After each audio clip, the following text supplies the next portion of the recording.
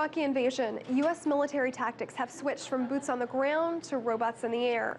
The CIA and Pentagon's first drone strike occurred in Yemen in 2002, and since then we've ratcheted up our drone activity under this administration. The Pentagon's spending of unmanned aircraft has jumped from $284 million in 2000 to nearly $4 billion last year. The number of drones owned by the Pentagon rocketed from less than 200 in 2002 to 7,500 now. While the bulk of these drones are small, shoulder-launched Ravens, heavily armed Predators and Reapers are also used, having accumulated 1 million hours of combat patrols in the skies over Afghanistan and Iraq. Insurgents don't have the ability to shoot them down, and they're controlled remotely, so even if they crash, American soldiers don't die.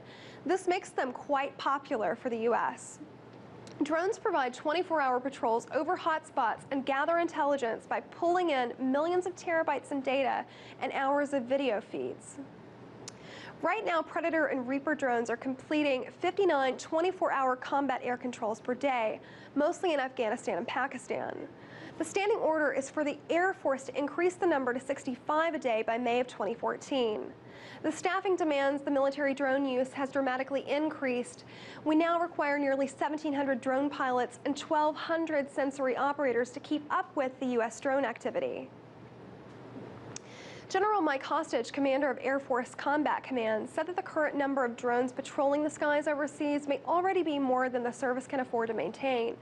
However, the Air Force discussions are focused more on whether the military drones fleet is the right size and composition for future conflicts. This has been an insatiable appetite within the military for unmanned hunter-killer drones, particularly amid top combat commanders around the world. Let's face it, killing by remote control is quite popular. Drone warfare worked for the U.S. while we owned the field of aerial strikes. Now other countries are catching up with us.